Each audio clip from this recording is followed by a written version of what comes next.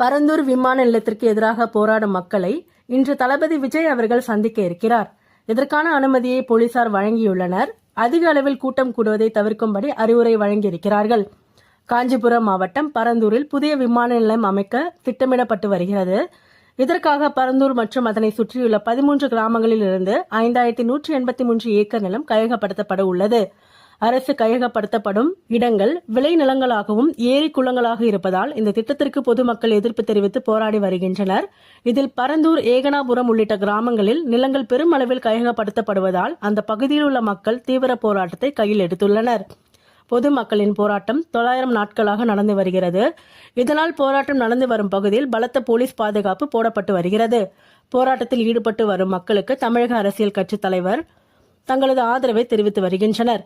பரந்தூர் மக்களின் போராட்டத்திற்கு விஜய் அவர்கள் ஆதரவு தெரிவித்திருக்கிறார். தனது கட்சியின் முதல் மாநாட்டில் பரந்தூர் விமான நிலையத்தை வேறு இடத்தில் அமைக்க வேண்டும் என்ற தீர்மானம் நிறைவேற்றினார்.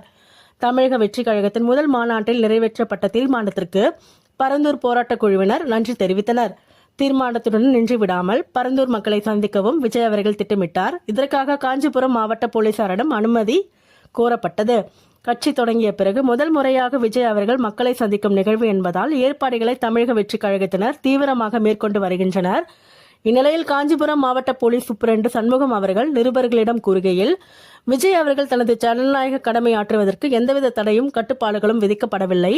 அதிக அளவில் கட்சியினர் கூடுவதை தவிர்க்கும்படி கேட்டுக் கொள்ளப்பட்டுள்ளது.